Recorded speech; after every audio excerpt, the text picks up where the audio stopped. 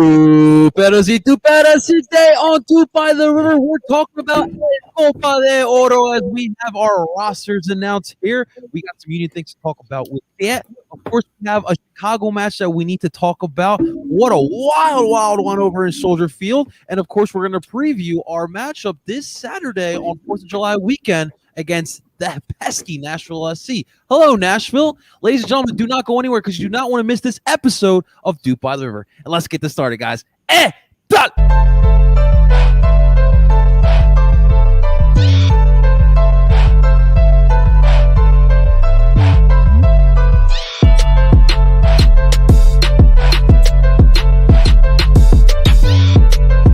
And that is right. Welcome, everyone, to Dupe by the River, the show where we follow everything Philadelphia Union, brought to you by Philly Sports Network. Before we move forward, what is going on YouTube, Twitter, Twitch, and TikTok? Welcome on into Dupe by the River. We got a lot to get to. Do not forget to like the live and subscribe to El Parcero Philly's YouTube channel. This is where we put all of the visual portions of Dupe by the River. And, of course, you can listen to Dupe by the River wherever you stream podcasts through PSN Radio. That is all on Apple, Google, and Spotify. Definitely hit that subscribe button. Ladies and gentlemen, let me introduce to you guys my expert in dupers. Let's start off with my man, Mr. Zach Lobasso, who he's got a little break with the Euros not being on today. Zach, what's going on, my man? Got that nice Arizona tan. Oh, yeah, good one. No, I bathe in sunscreen every morning, so I got no color. But yeah, it's you and Jim good. Curtin. Yeah, wait, hold on, Zach. Like Charlize Theron in The Huntsman. The Huntsman. You literally took a bath full of it. Yeah, exactly. I filled the bathtub up. Actually, we didn't. No one showered the whole week because the bathtub was full. Hey. So I was just every morning I would just soak up to my nose, and then I'd go with the face sunscreen the rest of the way. But yeah, it was a good week out in Arizona, and I'm just glad to be back with the Union lads talking about. Did you get a training? Did you get a training session in with Phoenix Rising and Diplo? I did not, unfortunately. But maybe next time. Maybe next time. It's good to have you back, Zach. All right, let's move on to he's coming off of his little fame high from this weekend, and he's back from Chicago. He had all of his Chicago dogs and whatnot. Please, ladies and gentlemen, welcome Justin, that bald guy on TV, Freiberg. What's up, baby? Welcome back. Thank you. It was a great weekend. A little rainy. Apparently, right. I hit the weekend in Chicago where it was either overcast or nothing but rain. No, I had honestly that was a great trip. I saw a few friends, went to the White Sox game, went to the Chicago Red Stars game. It was. I met Sarah Spain. It was a great time. Went to the Union game. That was a great birthday, by the way. Thank you to everyone who wished me a happy birthday, and everyone who. Yes, I got all your messages. I got all your texts. Trust me, my phone was dead because everyone kept wishing happy birthday, and man, my phone at halftime off the hook. Would not off the hook for 5 minutes responding to people. Yes, that was me on TV. Yeah, what other bald guy with a headband in Chicago? In a Union kit, in a Bayou kit, or Bayou. So we were diagonal from the But by the way, that field the Soldier Field is amazing. The field itself was waterlogged. It was a horrible, and we'll get into that. But no, it was a fun time, and I'm looking forward to talking about it because. Boy, it was wild is what that game was. For a 3-3 draw, that game was wild. I bet. We'll definitely get to that one as well. Last but not least, ladies and gentlemen, please welcome my brother, Tim Discount Jim in Loving Gooth. Listen, Tim, the hoodie looks good on you, my man, I must say. Yeah, I wasn't sure if I was going to buy it, and then Jim rocked it, and I was like, all right, it's a good color for Gingers. I'm there. I can do it. It's all good. He's got that influence now. Everything that he wears on the side. I know. He is an influencer. He doesn't know this. Instantly sold out in the store. Yeah, now I got my Halloween costume for life. I'm good. Ooh. Yeah, you gotta get him on the show. He's a legitimate influencer. We got to ask him what the next style trend is going to be. We got to get ahead of the game. All we need is that good stern celebration kind of after that Quinn celebration. Yeah, just the Just that. You got a little fist bump and then the golf clap. I love it. I love it. He's got that fire, or like when we're singing "Happy Birthday" after in the halftime of the Columbus match, and he's walking off, face stone cold, like he does. Like, yeah, I don't care about my birthday. We're trying to get 3 points. It's definitely awesome, guys. Thank you so much. We're gonna have a fun episode as always here. Of course, before we get into Chicago and Nashville, which is why everyone is here, I wanted to talk about Gold Cup. It is coming. It is literally right here. Of course, a lot of these rosters are built from a lot of, MLS, a lot of lower, I want to say lower level, but maybe not the top A quality players that teams would pick. But for the USMNT, it's very interesting. What I want to do real quick is just go over the roster. So goalkeepers, you got Brad Guzan, Sean Johnson, Matt Turner. Defenders, you got George Bello, Reggie Cannon, Shaq Moore, Devon Pines, Miles Robinson, James Sands, Sam Vines, Walker Zimmerman. In the midfield, you got Kalen Acosta, Gianluca Busio, Sebastian Leggett, Earl Don, Eric Williamson, Tim, don't get mad at me, Jackson Ewell. Forwards, you got Paul Ariel, Daryl DK, Nicholas Gee. You guys are going to tell me about that one. Gio Cancini. Giocashi, I think it's how you say it. Thank you, guys. Nicholas Gnocchi. We'll go with Nicholas Gnocchi. I like that. Give me the gnocchi. Giacchini. There you go. Giacchini. Matthew Hopp, Jonathan Lewis, and Yazi Zardes. So really, right off the bat, what you guys can notice, no Union players on there, which is very surprising. Of course, Leon Fleck had the invitation to the preliminary roster. Of course, he didn't make it, which he talked about in today's presser. He's in a good place, and he's very motivated, which I loved hearing as well. And of course, no Brennan and no Mark as they are preparing for their Euro seasons. But yeah, so, and then of course with Jamaica, we have I won't go over that whole roster, but you got Corey Burke, you got Alvis Powell, and of course Andre Blake all over there. So from one side, we expected to have a Union player with the U.S. team, but then we have three with the Reggae Boys. The Reggae Boys are well represented by Philadelphia, which we love to see. We'll start with Tim today. Your thoughts on just, if you the USMNT or, the Reggae Boys with those three getting called up as well? Yeah. Honestly, I don't hate this roster for the USA. I think it's a good test for these MLS players who are going to be playing in a big tournament. And usually, we would see some of the bigger names here, but obviously with Nations League being just a bit ago and coming off the high of winning that, and then also with World Cup qualifying coming in the fall, you want to see more from possible depth players that can help with World Cup qualifying. And I think that's why you see an MLS heavy roster here. We talked about it in our group chat. Jackson Ewell. Your favorite player. Not my favorite player. Yeah, I mean, honestly, the way that Berhalter plays his system, he'll probably start, and I'll probably have a lot to say about that. And honestly, yes, as Reese points out here, I would have loved to see Leon Flock get the roster spot over Jackson Ewell. I think we've seen enough of Jackson Ewell and what he brings, and I'm not going to go down. He doesn't bring. And yeah, I'm not going to go down that rabbit hole. Give it to us, Tim. I'm not going to do. I mean, no, I'm not going to do it. I'm not going to do it. I'm not going to do it. Yeah, but either way, it's a good squad for the USA here. Obviously they should get out of their group. It's not that strong of a group. I know there's still teams getting finalized as well, like this coming week, it's crazy to see that happening.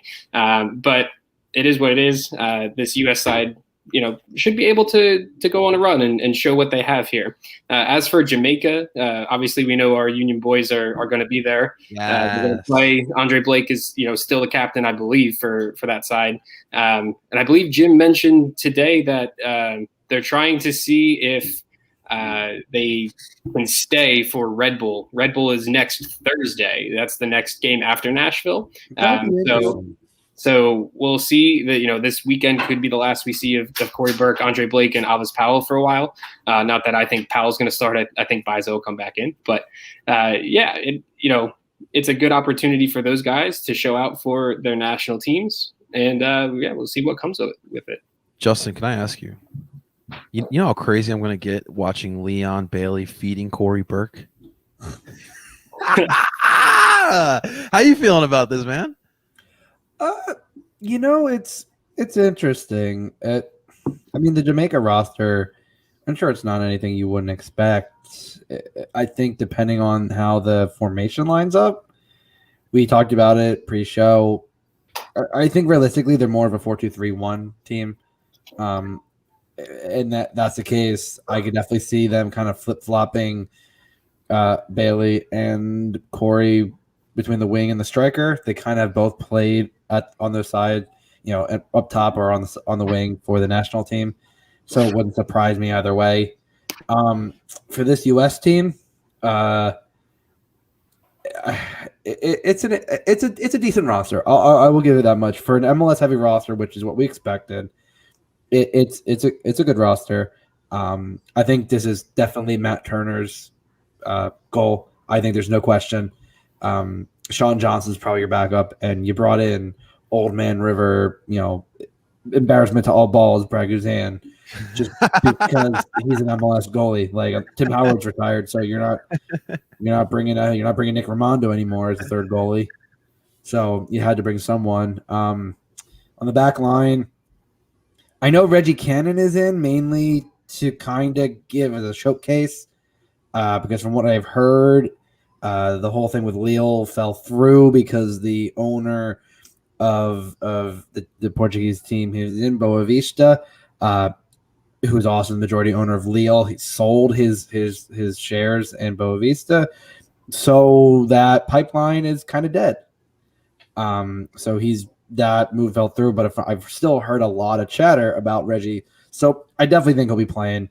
I do love though that Atlanta fans are mad that they have to give up Miles Robinson and George Bello because they were so happy when they didn't have to give him up for the Olympics, even though Miles Robinson actually might have helped, even though the defense wasn't the issue there.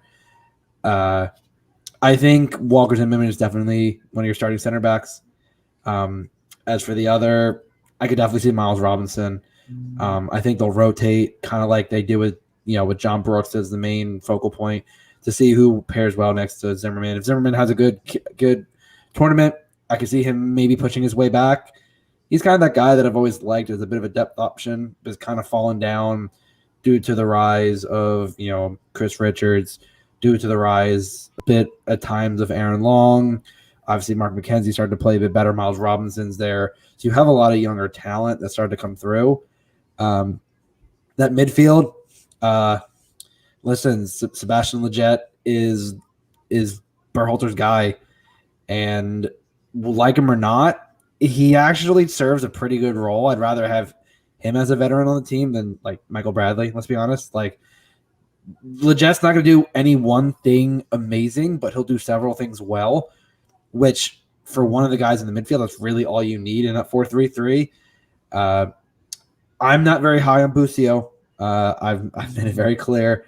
I don't think he's worth all the chatter. He has good flashes, but I haven't seen a lot consistently. But everyone hypes him up, so this will be his tournament to see if he really gets any time. And Tim's favorite player, Jackson Mule. I don't know if he's supposed to be the McKennie-like role or he's supposed to be more of an attacking player. With Lletget in that midfield, I have a feeling he's more of the McKennie. Honestly, I think he's supposed to be a player that could come in when Tyler Adams can't play, and that's just not. He's. I don't think he has the kind of distribution that Adams does, but he does when he passes backwards. He does when he passes. For the Gold Cup, he's serviceable. The forwards is where it gets really interesting. My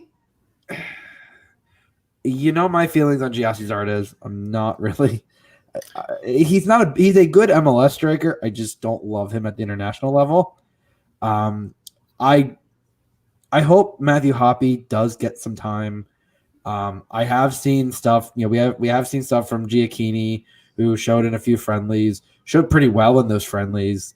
So that'll be interesting. It's probably going to be a bit of a toss-up on the forward line. But, I mean, for the most part, who knows how this roster is going to shape up. in terms of starting. There's certain positions obviously that'll be pretty set in stone. But no, I'm interested. The Gold Cup is definitely one of those tournaments that doesn't get a lot of respect, even though it's our version of the Euros. Like it's every continent has that thing. I think the Nations League kind of took a bit of the luster away from the Gold Cup itself. But no, I'm excited. It should be a really interesting tournament.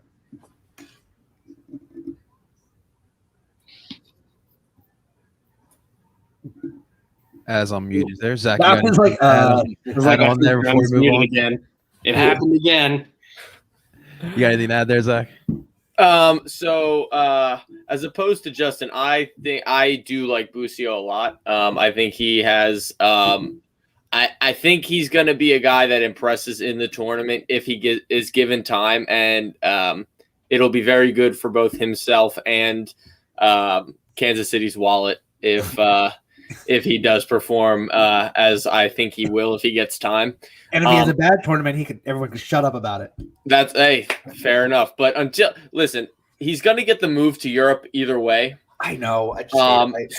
So when he's put in a squad with players that of that caliber, I think that'll really end up showing where he's at. And then in terms of the front line, I would be interested to see how they're going to play it. Like, do they go to a 4-4-2? I know that Berhalter's 4-3-3 guy all the way through. Ride or die. And I don't know if that means maybe we could see Matthew Hoppe go, like, maybe play a little right wing while DK goes in the middle and then Ariel on the left or something like that, or vice versa. I believe that Berhalter spoke today and said that he envisions Hoppe being more of a winger in the system rather than a striker. Yeah, I didn't. He's good enough for. I did not hear that, so that's good. That's good because I think that would be a very very dynamic front line. With those three, Paul Ariel, obviously the least dynamic of those three, kind of just go down the wing, cross it into Daryl DK. But he still gets the job done every time he plays for the U.S. Yeah. He's fast and he can serve balls in, and that's really all you need him to do with those two other ones up top with him. And I mean, other than that, hopefully Acosta plays at the 6 instead of Yule. That would be really nice. Even though I don't like Acosta either, I like him more than Yule. So, I would take him over Yule. I think he's had a resurgence in the last year or so. Yeah, for sure. And then in terms of to answer Craze's question too, I hope to God it's Matt Freese that fills in for Blake. I hope so. I hope it's Matt Ranjit thing. We'll definitely talk about it. But yeah. So I really am looking forward to see Blake play for Jamaica again. Leon Bailey had a great season, so I mean they could be an exciting team to watch. I'm sure they'll sit in and counter, and with Leon Bailey running that front line, whether it's up top, which I mean we've seen crazier things from national teams playing players out of position. Or he's playing winger, but either way, he's got pace and he can finish. And if Corey Burke's up there with him, I mean, it's a dangerous front line to be caught up with on the counter. So they're definitely going to be a team to look out for. Absolutely here. I believe that Matt Freese will get most of it. I mean, he's technically the future here. I mean, we know we're going to get with Benedict, but do not forget Greg Ranjish. Wait, are we surprised that Matt Freese didn't get called up to the Gold Cup, or was he not particularly, even? I think this was one of those I mean, dude, they called up Sean Johnson. Yeah, but I would at this point, I feel like Sean Johnson being there is it's a consolation because, he's not really in the picture. At least when you talk about qualifying, it's going to be Stefan, Turner, Horvath. I feel like honestly, it's Matt Turner right now, and then whoever is the backup. I mean, you're probably Johnson. Hopefully, knock on wood, not going to see them at all in any match. So yeah. yeah. Now, do you think Jim was kind of like, Greg, like Jamaica's already taken Andre from us. You can't take Matt Freeze too, because that would we would be in some trouble. The funny part is that our fourth keeper, and I always butcher the name too, so I'm not even going to try. Yes. Yes, what Justin said. He is Trinidad and Tobago goalkeeper, but he did not get selected either. So, I mean, Wait. Was he the goalkeeper when the U.S. lost? I can't tell you because I've blocked that out of my memory. I don't know the players were for them on that day. I can't tell you, and I'm not looking. So. I don't blame you. Too.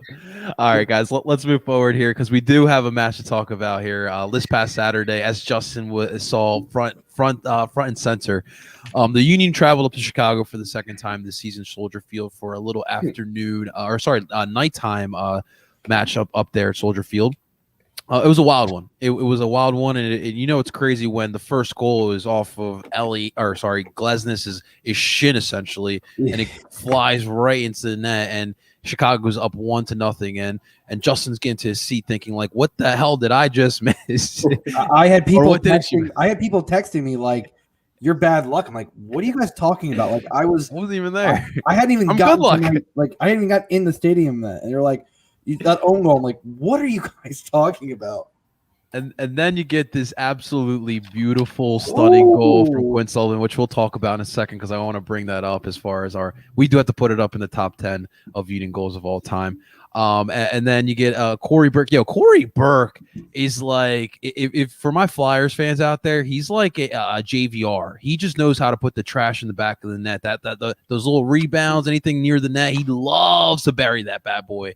So he gets us up 2-1, and then in the second half, oh man, Casper gets a goal. That was nice. So that was a nice off shuttle goal.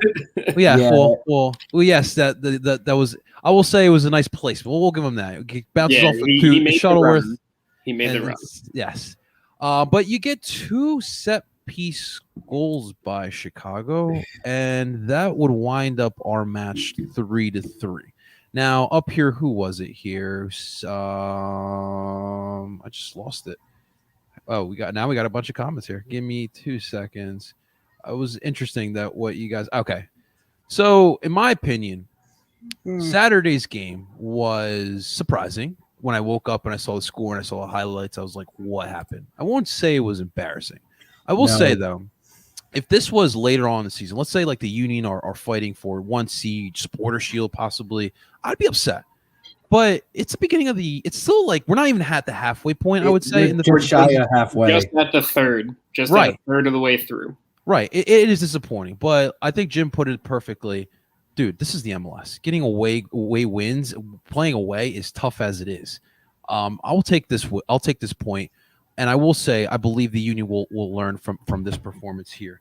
I want to ask you guys, like, how are we feeling? We'll start with Zach on this one. How'd you feel after that match, man? I mean, it's disheartening to defend as poorly as we did, for sure.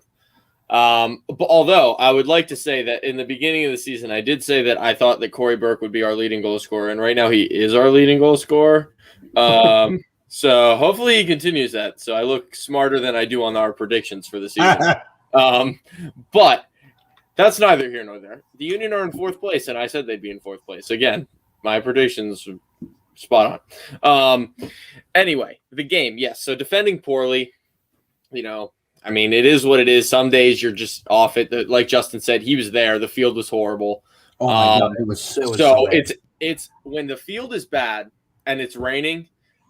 I've said this, and I've had this said to me throughout my playing career. It's a great day to be a forward because things just go in the net. You hit a ball, it skips, it hits some water, gets in the goalie's face, the ball just rolls in. Crazy stuff happens when it's wet outside. On the flip side, we attacked well. The goal that Casper scored, because I'm going to say that Casper scored the goal because he did everything else, was probably one of the best goals I've seen him be a part of, like in his Union career. He did everything right on that play besides, getting credit for the goal.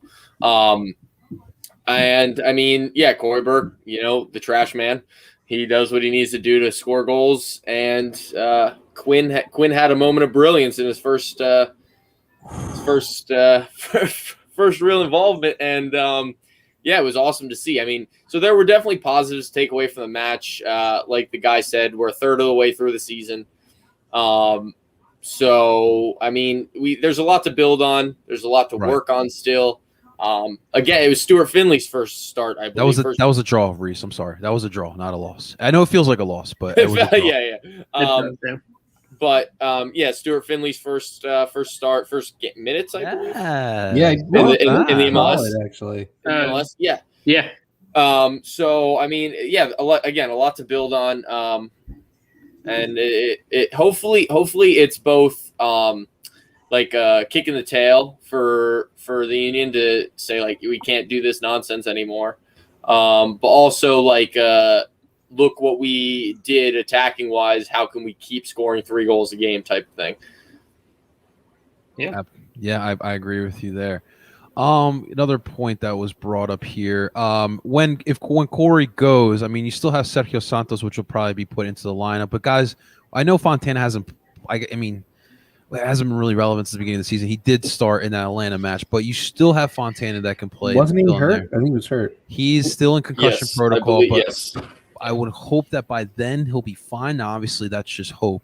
But we still have him. I mean, you guys can probably say better than me. Gazdak, if need be, could fill in that. We can play a 9. Yeah. So if we do need that, so we should be okay there.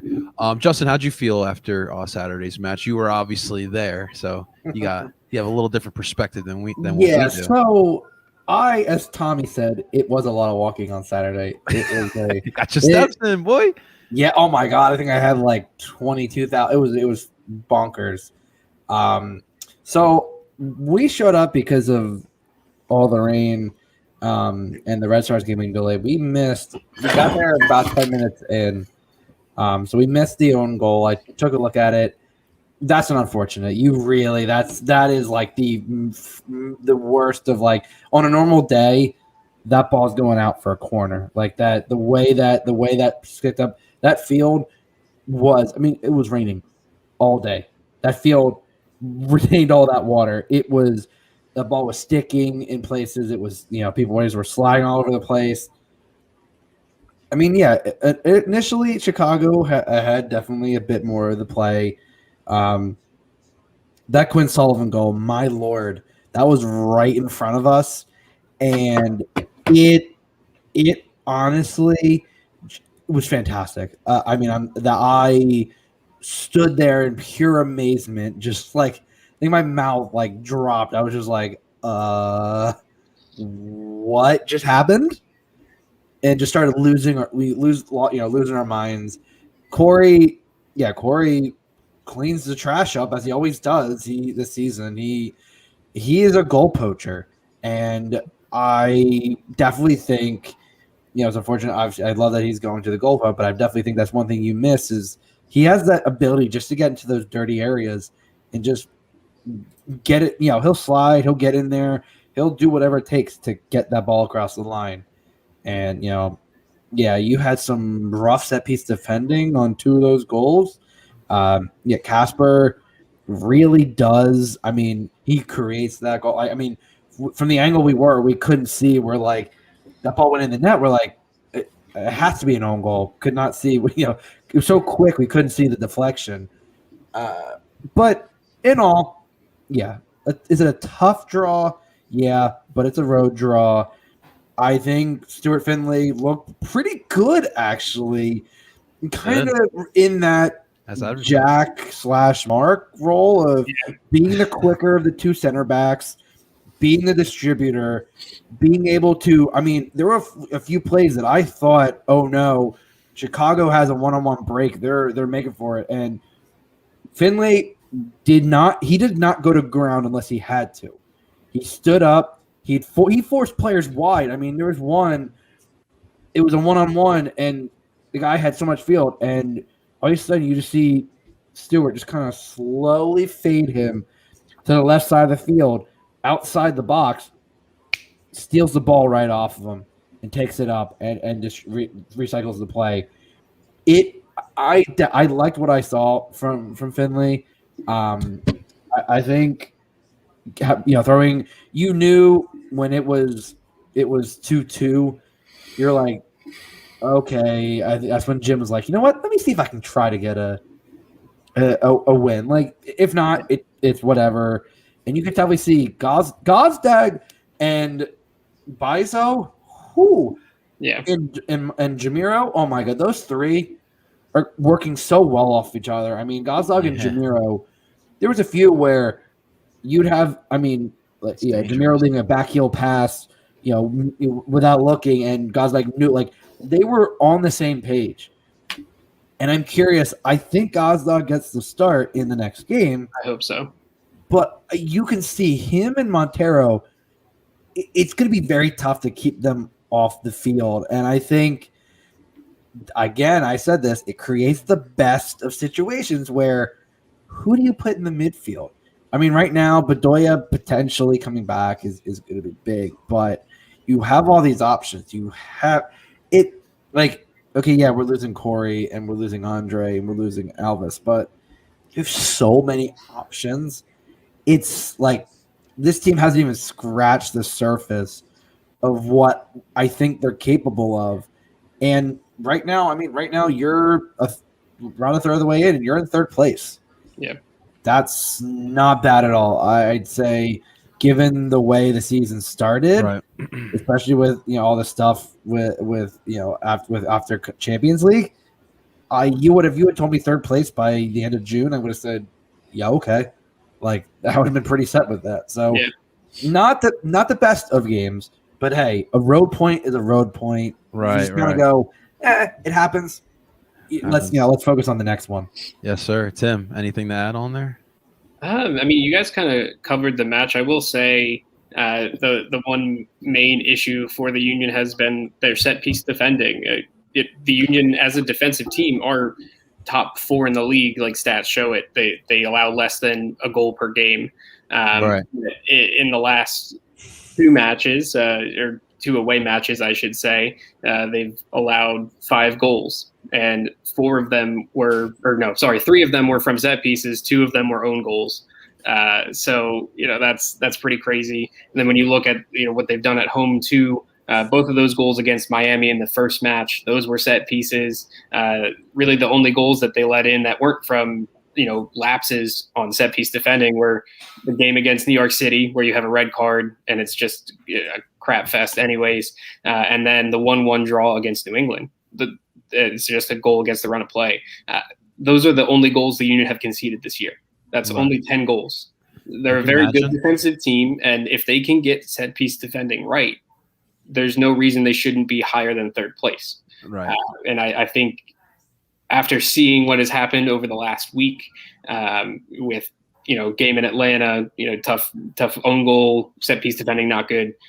Game at Chicago, set piece defending not good. Now going to Nashville. Nashville haven't lost at home. They've shown that they have a good height advantage when they go for set pieces. Yes, sir. The Union need to kind of get on that. I know we'll talk a little bit more about the Nashville game later, but that's the biggest area that they need to improve on. And was one of my biggest takeaways from the game in Chicago, and that it was also the 3rd game in 7 days. And you could tell, even with all the rotation, the players who had played were tired, and the players that came in, while they still were very good players and serviceable, there was a little bit of a lack of cohesion in the way that they built play up on transitions. So when you get a lineup that's maybe more your best 11 back again, a full week of training, and you can roll out your best 11, which I think the Union will do in Nashville, then you might see more of that fluid attack. Even after they scored 3 goals in Chicago, they might even be able to get more.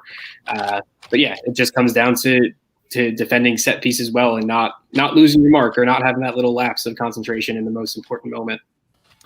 So I'm going to throw this question to Zach. So today during Jim's presser, shouts to Joe Tanzi, brought up the point. There's tape on the Union. There's plenty of tape on the Philadelphia Union now.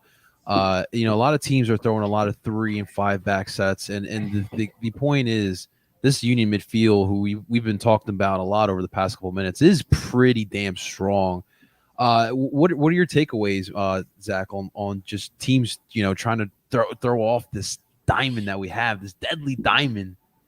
I mean, so I really think the only way you kind of combat the diamond with midfielders is with your own diamond, because it's hard to defend. Like, even if you have a 5-back, like, you're not manned up in the middle, which is ideally what you want. Right. Like, because that's the easiest way to like, especially if you're pressing, which most teams in the MLS like to do. They like to high press.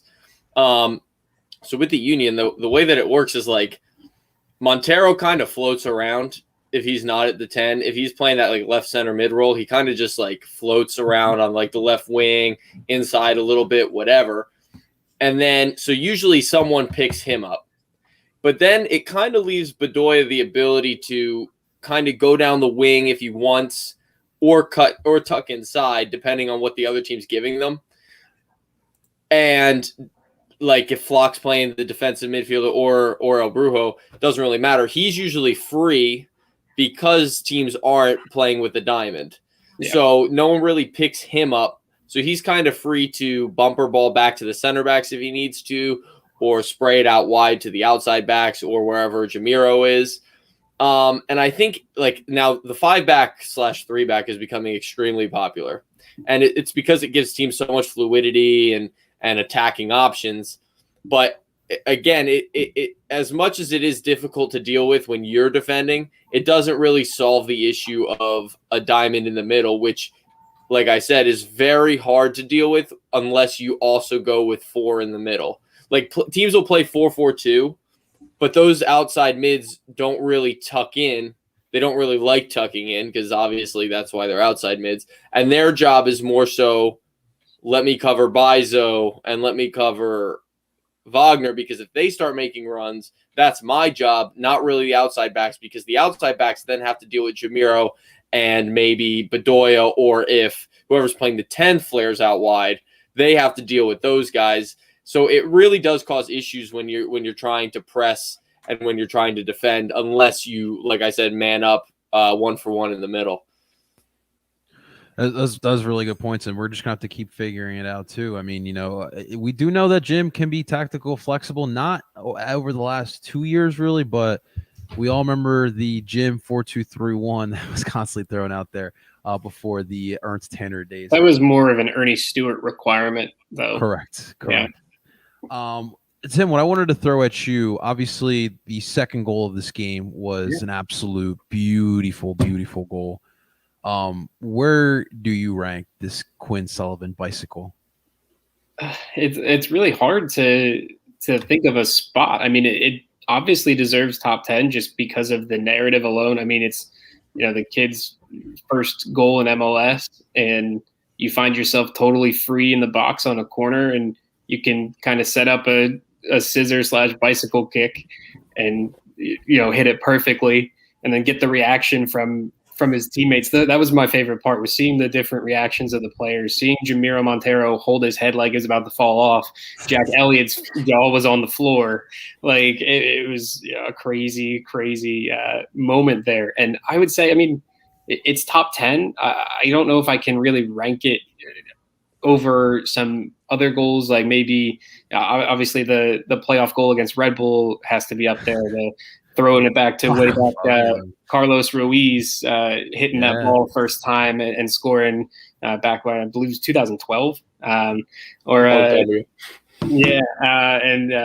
Even Corey Burke's goal against New England might be a little bit higher to secure supporter shield. I think I'm more of a narrative guy, so if it's a goal in a big match, I think it's over Quinn Sullivan, but because it's his first goal and the style of the first goal, I say it's top 10 right now. Okay. Yeah. Come on, Tim. It's about the vibes. It's about the vibes. Significance over quality, in my opinion. When you're talking top 10 goals for your club, it always has to be significance over quality. Now, when you're talking about top 10 goals for players, like if you're just watching a compilation, it's all about quality. It's all about like, come on, homegrown on the bike, baby. I mean, it's top 10, but I think the Red Bull goal is number one for me, in my opinion, of all time. That was especially just the whole game itself was insane, and just to end it on a goal like that was just madness. Yeah, it was absolutely crazy. I mean, obviously we talked about Jim's celebration. I absolutely love that. It's funny because like kind of the way he treats the young kids, like he'll be like kind of like that serious semi cold guy, but deep down, man, he's bursting up like we all are. Like I know deep down inside, Quinn scores that goal.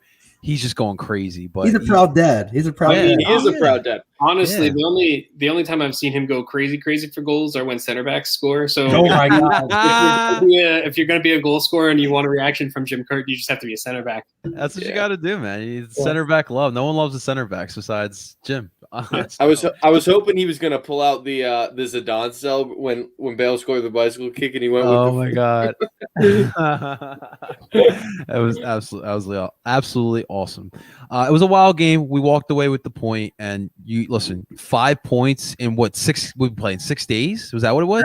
7 days. 7 days. Yeah. Dude, I'll take that. Yeah. By all means, I'll definitely take that. You didn't lose at all. It's definitely a win in our books. Unbeaten streak since the beginning of May. Ain't that crazy? Yeah. Remember we were panicking at the beginning of the year? The last loss was that New York City game. So Oh god. Season's over. We can't be in Miami. It's done.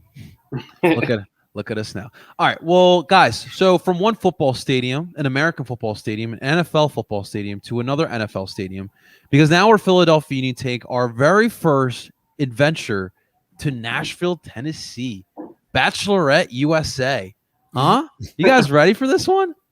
It should be fun. 4th of July weekend down in Nashville. I mean, Jim today in the presser mentioned it's a party city. So we'll see how much of a party it'll feel like. I heard there's a significant contingent, like 50, 60 Union fans. Yes. Being led by our travel director, Heather. She's shouts to Heather. She's going down there. So I heard it's supposed to be pretty legit. But besides the stuff on the pitch, Nashville is definitely a fun city.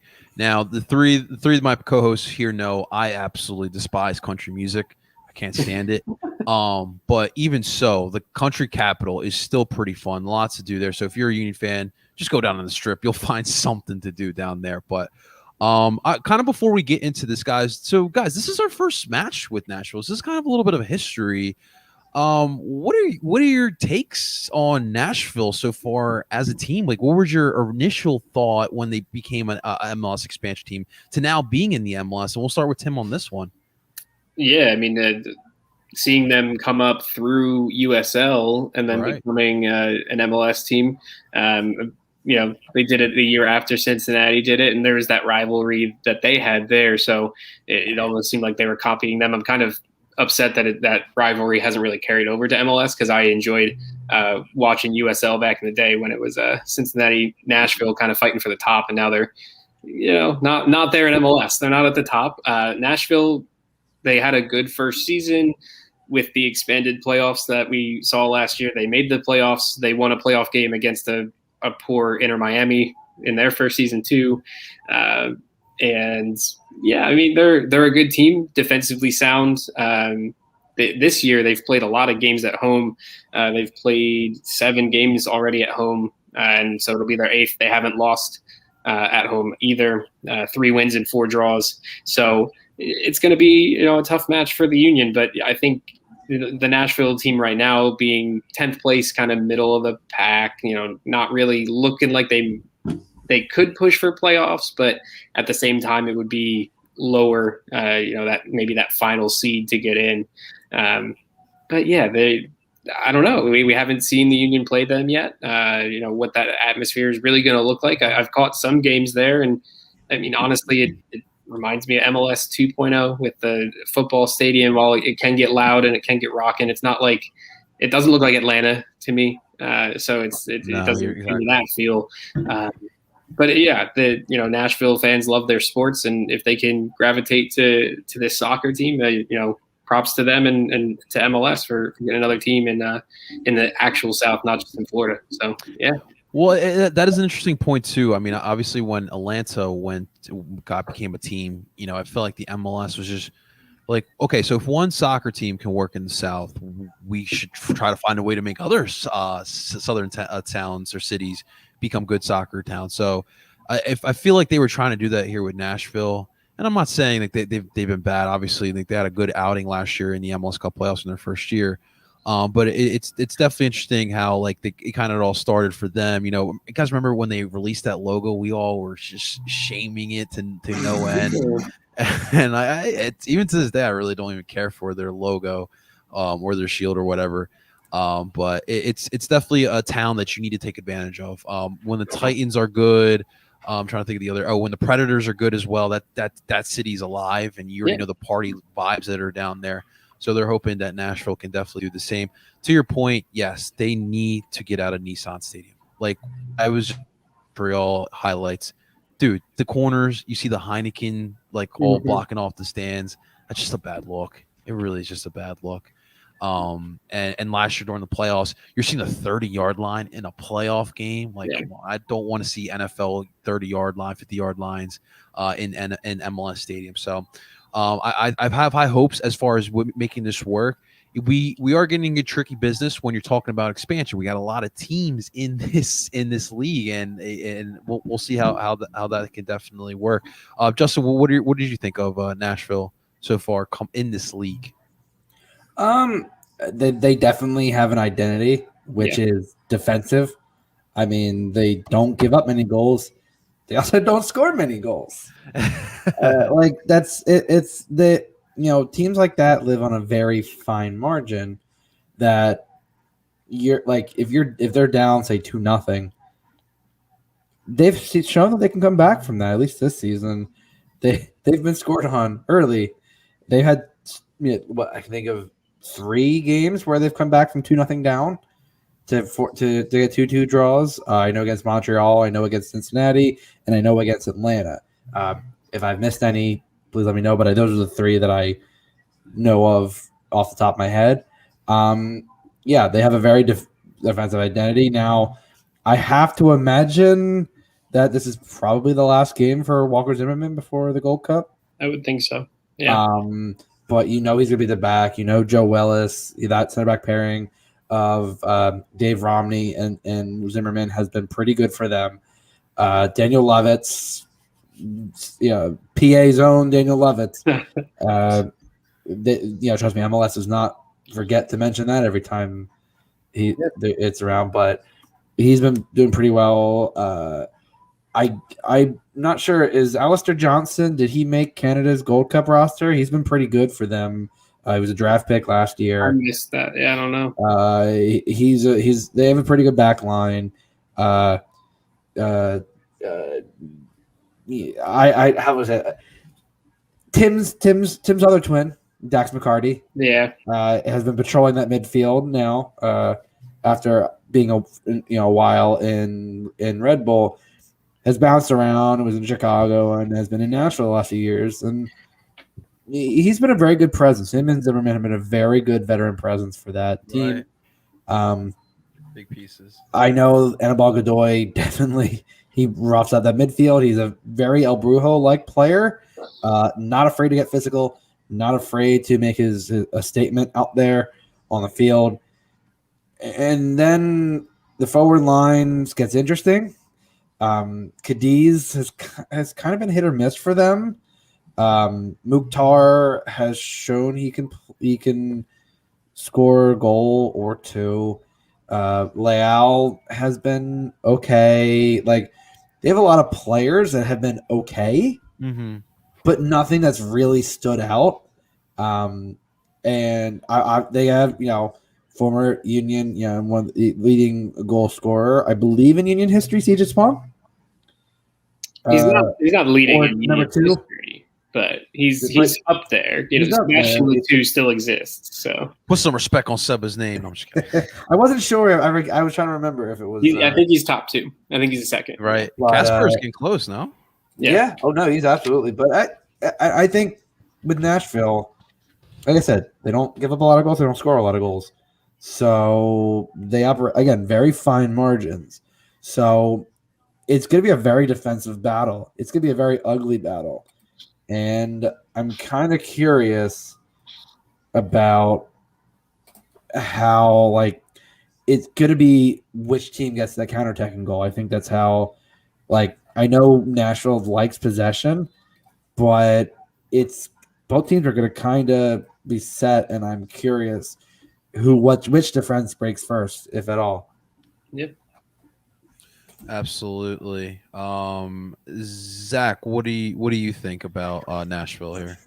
Well, like the guy said, they are a very defensive team. Sometimes they don't defend too well early on in games. They like to go down and come back.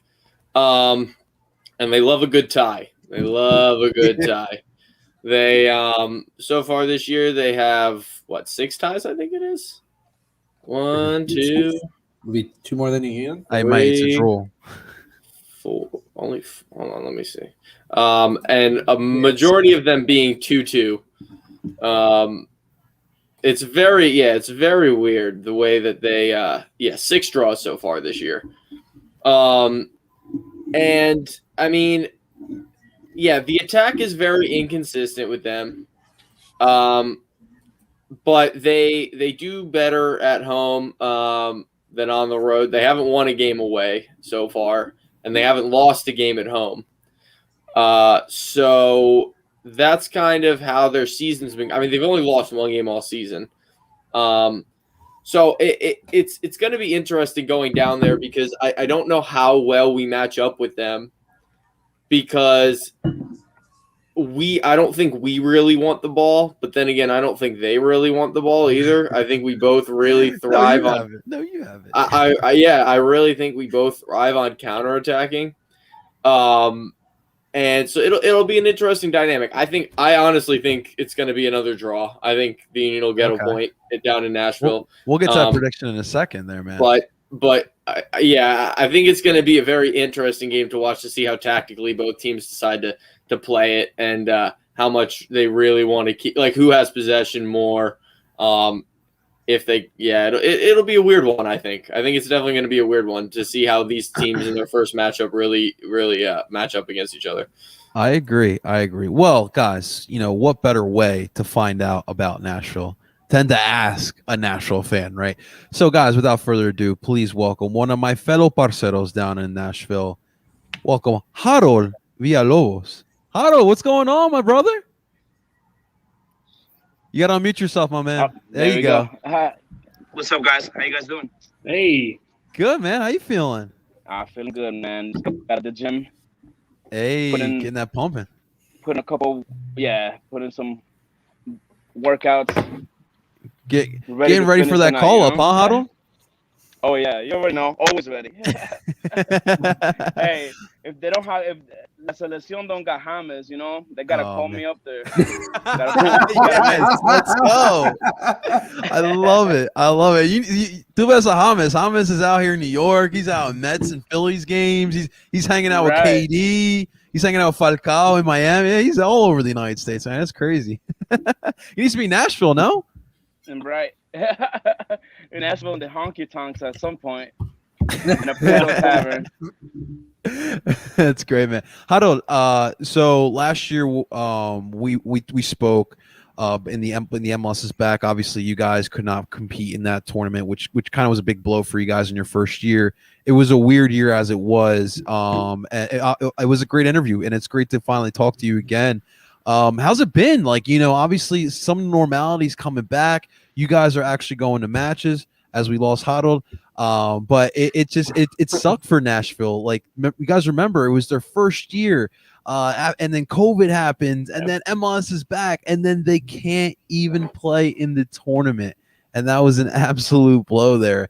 I would have loved to have seen Nashville in the MLS is back tournament, especially how crazy that went there. But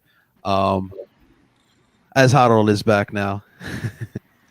Harold, how's it been in Nashville matches now? How's the vibe now? Now things are a little bit normal. Oh man, what a vibe, man! It's pretty amazing. I mean, it's been.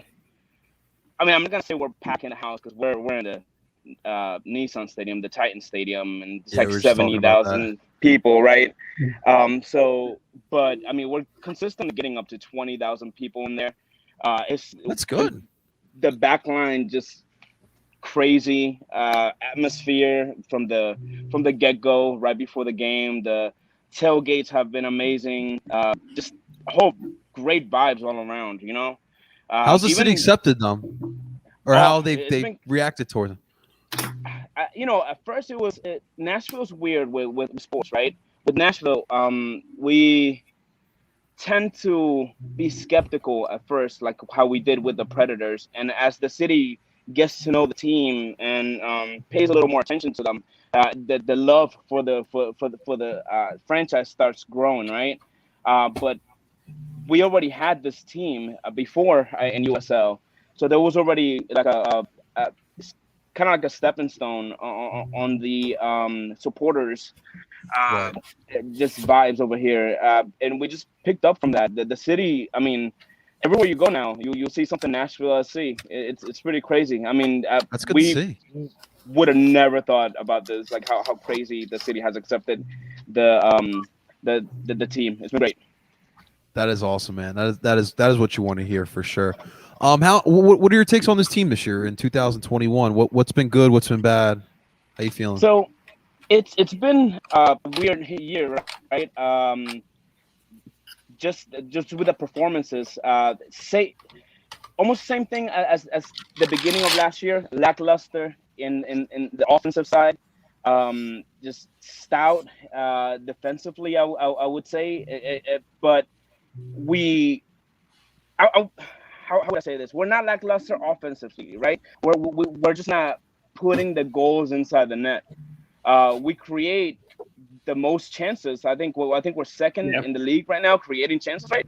Something crazy like that. Like you're number one in creating big chances, but also number two in missing those chances. Right. I mean, and I think you guys are towards the bottom in creating, but maybe top in actually scoring those chances, right? So something like that, right? So it's kind of a bit of a tell two teams this weekend, right? And it's gonna be great. It's gonna be a great showing. I think with Nashville, just we need to start winning games off break. We need to be the one scoring first. After Nashville scores, if Nashville's ahead, we don't let that lead go, and that unfortunately doesn't happen too much, right? We are always playing from behind, and that forces us into maybe taking all these chances, and just the quality and finishing just hasn't been there. I think that the fight in this team has been tremendous. I mean, all these comeback victories and mostly draws, right? Right. It's gotta start somewhere, Hado. Pretty amazing, yeah. We gotta start somewhere. A lot of draws, couple dubs, you know. One loss that speaks a lot of the team, you know. Like even when we're down, we're willing to make that up and take that point away. It's been a roller coaster for sure. And not only that, but I mean, like the comebacks have a lot of these goals have come in just right at the end. I mean, last 2 minutes, it's been crazy. Noted. We have to play a full 90 minutes. We'll let Jim know that one for sure. Right. Lastly, what do you think is going to happen on Saturday night? Give us your thoughts and your prediction. Oh man, I honestly I think it's gonna be a shootout. I think really. Philly, I think Philly comes in, gets to that diamond, right? So I think it's just gonna be pretty crazy. I think the attacking for Nashville, I think it's gonna score twice in the first half, and then there's gonna be a comeback, a Nashville-esque comeback from Philly like that did last week, right? And it come back to 2-2. Nashville wins it right in the 96th minute. Goal from Walker Zimmerman. Let's go. At least he didn't say CJ Sapong, because I don't think I can handle that. That would have been dagger in our heart. CJ gets the brace in the first half.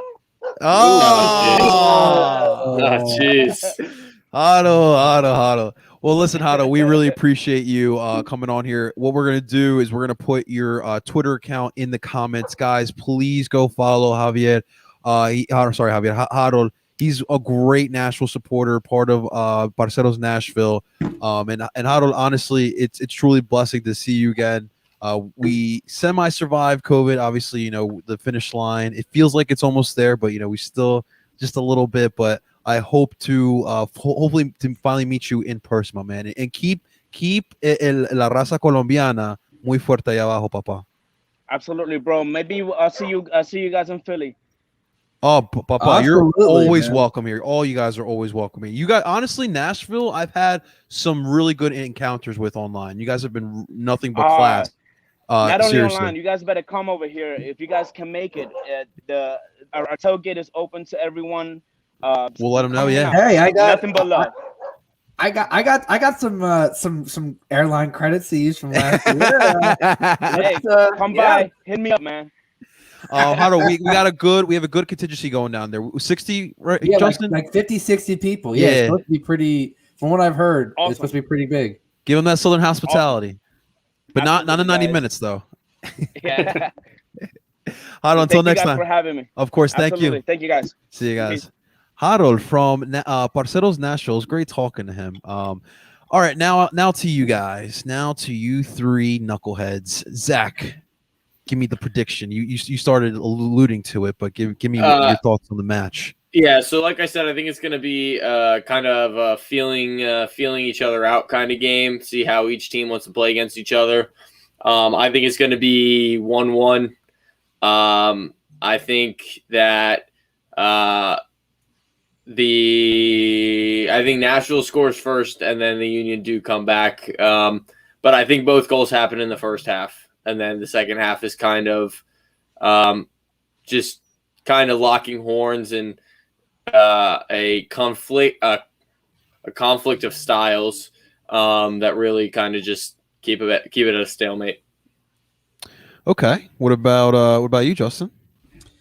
I am not going with Harold's high flying prediction because that literally contradicts like everything that the stats would show, which is that this may not and probably will not be a high scoring game. I'm going a 1-1 draw. It's going to be a very ugly game. I don't have any confidence that this is going to be a knockdown, drag out. Two teams that both can be defensive, but seemingly play a slight bit different. It's gonna be who wants the ball less. Like despite Nashville being somewhat of a possession team, they don't love having the ball as much. Yeah. So it'll be very interesting. I do think Gazdag gets to start. I think your diamond it's definitely probably to be Gazdag, Jamiro. I could even say Leon, and then Brujo starts. He could. You know what? Yeah, that would be available.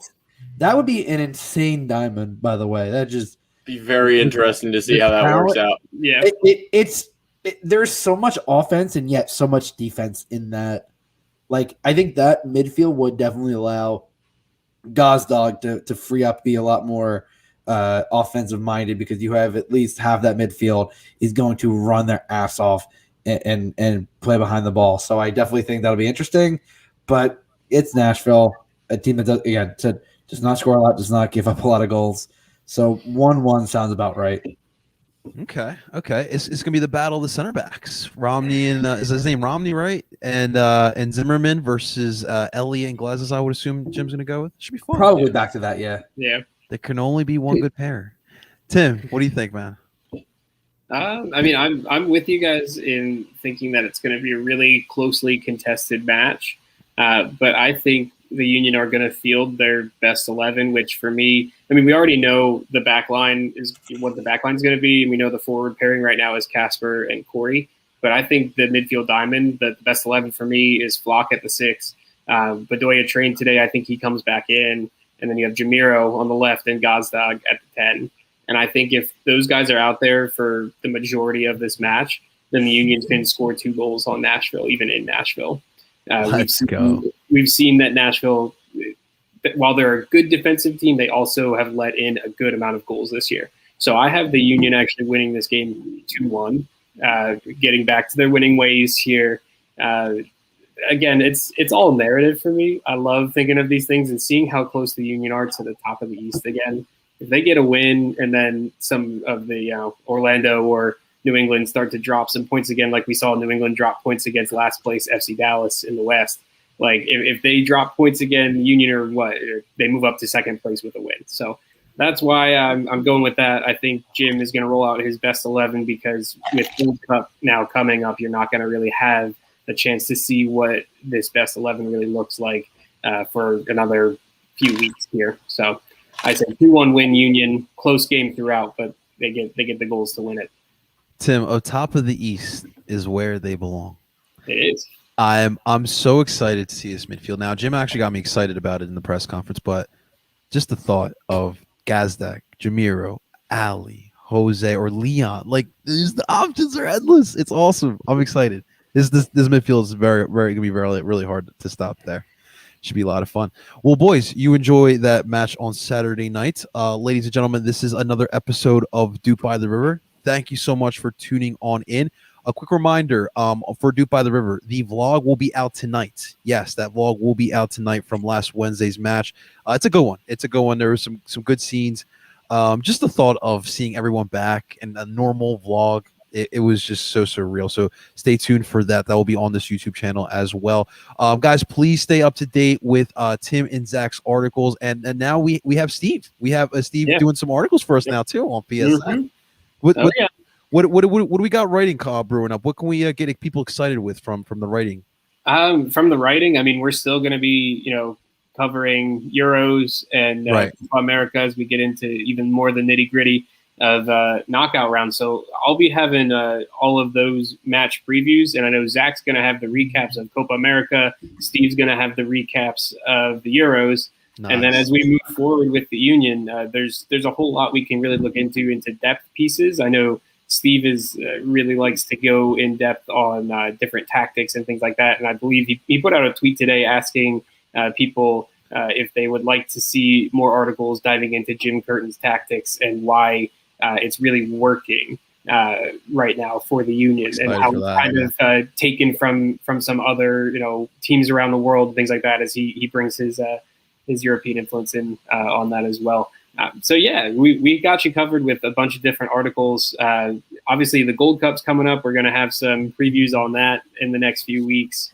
I know Zach and I are ironing out the details on that one, so we'll have you covered from all aspects.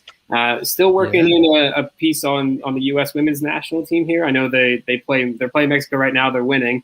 Scored a long range one. Hey. I'll take that. And they have one more send-off game before the Olympics, so probably around that game we'll have an article out talking about their roster for the Olympics and get everyone all hyped up for that team, as they are the best team in the world. So yes, we're gonna cover that forever. Always and forever. Always and forever, the best team in the world. So yeah, we're gonna cover it from all angles here. All angles. So make sure you stay tuned for all of that. Ladies and gentlemen, thank you so much for tuning on in. Do not forget to like the live and subscribe to El Parcero Phillies YouTube channel, where we put all the visual portions up on there. Make sure to make sure to subscribe to PSN Radio and also DOOP by the River. We have all the podcasts on there, and you can find those on Apple, Google, and Spotify. Ladies and gentlemen, that is Zach Labasso. That is Justin, that bald guy on TV Freiburg. That is Tim, Discount Jim Curtin, Loving Good. And I go by the name of El Parcero Philly, and we're telling you guys to DOOP on. Talk to you guys next week.